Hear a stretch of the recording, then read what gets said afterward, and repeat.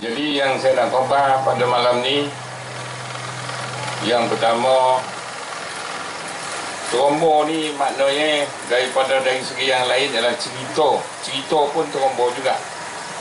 Datuk Rosli dah mula buka trombo, dah mula buka cerita. Buka cerita dalam bentuk puisi, dalam bentuk cakap. Itu trombo juga. Dah mula bertrombo dia dah. Maknanya dah mula bercakap dia dah. Dah mula berkhabar dia dah. Jadi awal pertama mula yang saya nak cakap, tuan-tuan dan puan-puan, bila masuk ya ke Baruh ni tadi, ada bendera-bendera tu. Bendera-bendera tu, tuan-tuan dan puan-puan, Marwah nama, M-A-R-W-A, Marwah. Kala kala warna kala tu kala kuning. Kalau kala kuning tu, kalau almarhum Tan Sri Samad Idris dulu kata melambangkan raja. Kalau hitam tu, saya suka gunakan perkataan pila, hitam. Kalau hitam tu melambangkan Datuk Undang dan Datuk Lembaga. Kalau zaman Om Putih marin, yang merah tu melambangkan kerajaan Inggeris yang mentadbir kita marin. Tapi bila dah merdeka, merah tu melambangkan rakyat. Ya, melambangkan rakyat. Saya poin lebih dalam lagi. Kuning tu ibarat bintang-bintang di langit yang kokoh, mendamaikan, mengasyikkan. Hebat kalau kuning ni. Kalau kuning ni, dia ada kaitan dengan suku Tanah Datar. Suku Tanah Datar kuningnya sebenarnya. Kalau kita balik ke Minangkabau, kuning color. Dan kalau kita pergi ke luar Agam, color merah. Dan kalau kita pergi kepada suku-suku yang ada di Negeri Sembilan, lebih 7 daripada suku, color hitam. Hitam ibaratkan hijau anau tu, tuan-tuan dan puan. Itu melambangkan kegigihan, ya, kegigihan, keprihatinan. Jadi itu yang saya nak bawa, tuan-tuan dan puan.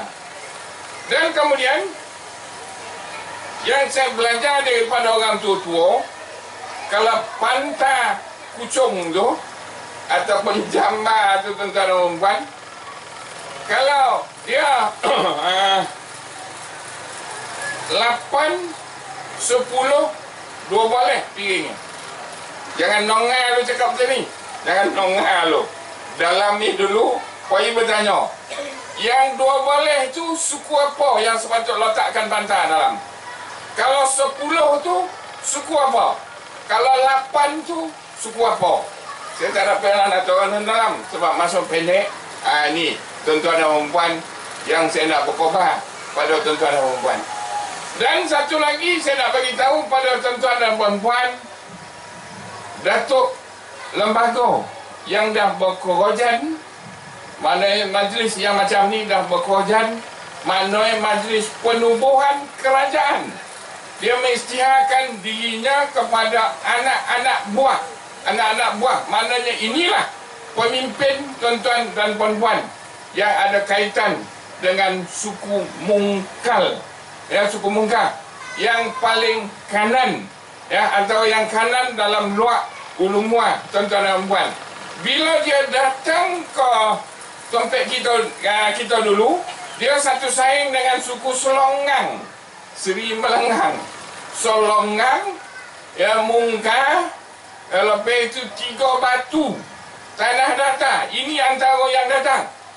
Ada yang datang towih ke tempat kita, ada yang datang towih ke Naning, Melaka, turun ke Johor dan datang ke tempat kita. Ada Toromboy, maknanya katoy, ya, tuan-tuan dan puan-puan.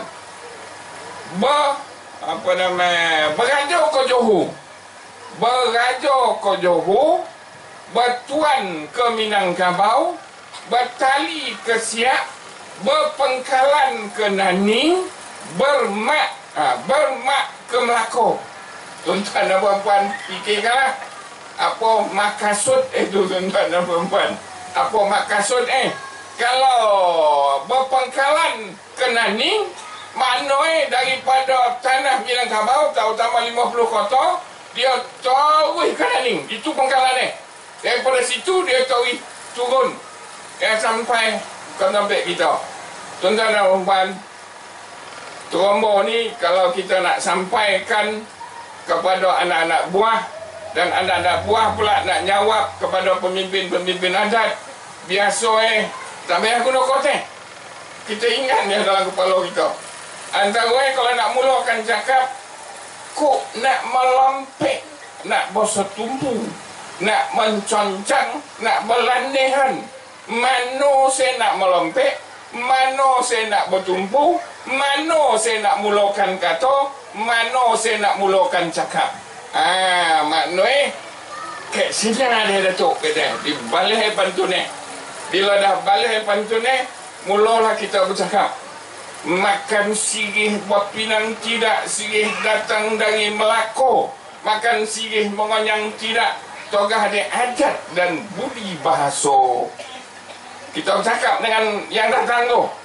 Yang datang tu kita boleh panggil dia Datuk pun boleh, ataupun bahasa yang paling hemat, yang paling tertib. Kita bagi sirih, bagi sirih, dia akan kapurkan sirih, dia akan makan. Jangan biar dia tunggu makan, Dan lepas itu yang orang yang dah makan sirih tu, dia kena balik pula bantu ni.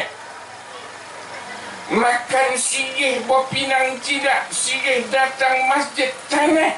Makan sirih mengonyang tidak, sama-sama kita mamah Datuk. Dah golak sikit. Golak sikit, jangan koreh. Bila koreh yang macam tu, mana dia mahal. Dia ada letak dalam kepala. Jadi Datuk dah makan sirih, saya dah bagi sirih. Apa rasa sirih Datuk? Kalat kau, pahit kau, kata bawa kuranglah sikit. Kalau lomak rasa kata orang tua-tua, makna niat ikhlas. Makna dia datang tu tujuannya untuk apa? Sirih kita ulur melalui bujam. Kalau di luar tanah mengandung, dia melalui bujam. Kalau di tompek-tompek lain, banyak menggunakan tepak sirih. Kita letak dalam bujam tu 7 olai. 7 olai itu apa lambangnya? Dalam tu adalah pinang, gambe, kapo, temakau ada dalam tu.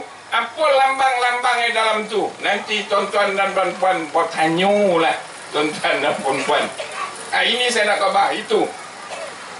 Bila dah bercakap macam tu, maka ambillah Trombo lain. Nak bunga-bunga kata. Kalau nak sadap, jangan copek mana sudah buat panjang-panjang. Adapun awal pertama mula ni Datuk, saya nak berkhabar lah. Yang paling mustahak kita ni ialah adat semondo menyemondo. Bagi palamai antara satu dengan yang lain. Ayo tutup kita di balik dia tak boleh nak jawab. Ayo tutup kita. Lepas itu semondo yang baru, kona mengona antara satu dengan yang lain. Semono yang lama paling mustahak itu apa dia? Mengadukan anak, kata. Lalu berdarah dia tu kalau apa anak kata. Lelaki dan juga perempuan. Biasa orang dulu-dulu tak sebut perempuan, dia sebut betina. Dia sebut betina. Perempuan. Kok kecil anak tu menangis dia. Dianduh, diandai, didonak dan didonaikan. Apa makannya? Pisang salai. Pisang salai lu makannya. Tak boleh nak action yang ini borek basmati ke apa-apa. Pisang salai. Kalau tumbuh, boleh makan. Sebab tu, kita yang didikkan dulu-dulu, koreh-koreh hebat-hebat. Hari ini lamau ya. Copek toko luceh. Kalau nak tengok lah. Itu. Lepas itu lalu disambung lagi. Yang sebenarnya itu hari ini, saya datang ni, kok dulu ni, ada pula lisik yang berdosui. Dua yang merangkak, bak kumbang jonti pikik terobang seko-seko, kata. Jadi oleh sebab tu saya datang ni tujuannya nak menengok bunga yang ada di sini.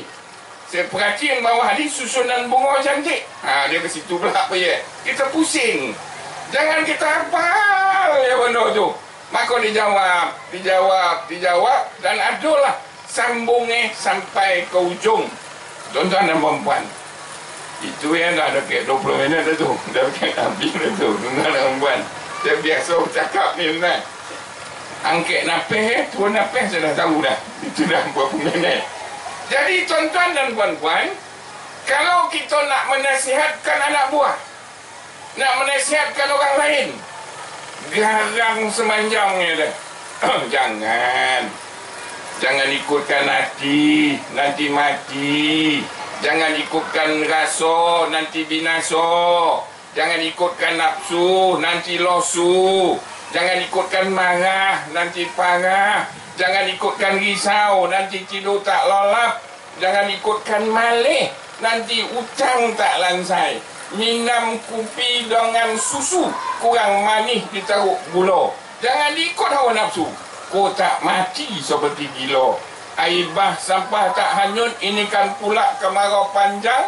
Jangan hidup seperti melukut. Fikir-fikirlah untuk semalang dan terbilang. Itu tuan-tuan. Macam mana nak dapatkan menghafal benda-benda macam tu? Tuan-tuan dan puan-puan, kena ada lawan yang kedua, lawan yang ketiga untuk berlatih bercakap. Itu paling mustahak. Dan tuan-tuan dan puan-puan, kena ada dalam ingatan pantun-pantun yang paling mudah-mudah. Yang paling mudah-mudah. Contoh, penakik pisau siraut, ambil galah batang lintabung, suludang jadikan niru, air nang setitik jadikan laut, tanah nang sekopa jadikan gunung, alam terkombang jadikan gunung. Itu tuan-tuan dan puan-puan. Saya rasa lebih kurang 5 minit ke 10 minit lagi nak habis ni. Jadi saya buka soalan, silakan. Baik, bujam ni biasanya ada di luar tanah mengandung. Dia ada dipanggil sebagai bujam saja. Bujam. Kalau bujam saja, dia tidak ada tali yang bertindan, rambu-rambu yang di bawah kiri dan kanan. Kalau ada tali yang di rambu-rambu kiri dan kanan di sebelah bawah, bucu bawah tu dipanggil sebagai bujam epok. Bujam epok. Dan kemudian dia dibalut dengan kain. Dengan kain, dia ada tekatnya di luar tu dan panjang sampai ke atas akan dilipat. Dan di dalamnya ada bekas yang dibuat daripada mengkuang. Bekas yang buat daripada mengkuang ataupun kadang-kadang daripada daun pandan biasanya akan dianyam. Dalam itulah yang akan dimasukkan sirih, tembakau dan yang lain-lain. Sama juga dalam cepak sirih. Kalau cepak sirih ni biasanya asalnya banyak digunakan di Melaka, terutama pada zaman Kesultanan Melaka dahulu. Kalau dalam sejarah Melayu ada diceritakan, Hang Tuah apabila dia berhenti untuk nak bertarung dengan Hang Jebat, dia mengeluarkan cepak sirih. Cepak sirih yang diambil daripada Sultan Mahmud untuk diberikan kepada Hang Jebat. Sebab sirih ini melambangkan budi bahasa, sopan santun. Dan kalau dia punya kain luar tu tak ada, yang anyaman dalam tu sahaja, biasanya tidak ada alat-alat sirih di dalam. Biasanya orang dulu-dulu akan letak beras dalam tu. Beras itu yang akan dibawa kalau rumah kenduri macam ni misalnya, sebagai lambang adab dan budi bahasa. Memang jelas cepak sirih. Tapi di setengah tempat, kebanyakannya kalau macam di luar Ceraci, Datuk Sulaiman tu saya tak ingat apa gelarannya. Kalau dia biasa kalau nak berjumpa dengan dia bukan menggunakan cepak bujam, menggunakan cepak sirih. Dia ada lambang-lambang yang dia harus juga mengambil tahu. Teromba-teromba yang pendek-pendek itu misalnya. Duduk seorang bersempit-sempitan, duduk ramai berlapang-lapangan. Maknanya kalau seorang satu dia pikiran, kalau ramai pikiran, ambil satu kebulatan. Di mana biawak manjek, di situ anjing menyalak. Di mana biawak manjek, di situ anjing menyalak. Di mana bumi dipijak, di situ langit dijunjung. Ini biasa digunakan apabila dalam perbincangan untuk mengajar cincin. Saya pernah menghadapi sekali di satu tempat. dia ada kaitan dengan dia ada darah raja. Bila raja ni biasanya kalau kita hantar cincin 1, 2, 3 lebih kurang. Lebih kurang 3. Saya hantar 2. Pinang dengan tunang. Pinang dengan tunang. Nak menunjukkan raja ada tambah 1 lagi. Jadi buat tu bukannya di telapak Seri Melanji. Bukan di telapak di raja. Kalau bukan buat di telapak di raja, saya jawab begitu. Saya jawab di mana biawak manjek, di situ anjing menyalat. Di mana anjing menyalak, di situ biawak manjek. Di mana bumi dipijak, di situ langit dijunjung, tuan-tuan dan puan. Jadi di sini Tom PA adat dia gunakan 2 cincin je. Isek 1, pinang 1. Tak boleh 3 nak. Kalau balik ke Senanti, baru dia 3. Itu guna cakap-cakap yang seperti ini, tuan-tuan dan puan. Saya mohon ampun dan maaf jika ada terkasar bahasa. Dan banyak lagi YouTube baru yang akan keluar. Dan ada yang tengah berlegak lagi di Facebook dan macam-macam. Tuan-tuan dan perempuan boleh lihat, boleh tengok. Kebanyakan YouTube itu adalah untuk mengetuk minda halayak untuk berfikir. Dan jangan terima bulat-bulat apa yang saya sampaikan dalam YouTube tu. Tengok, fahamkan, dan kemudian cuba selidik lebih dalam lagi apa yang ada di sebalik YouTube itu yang akan kita sebarkan daripada masa ke semasa. Terima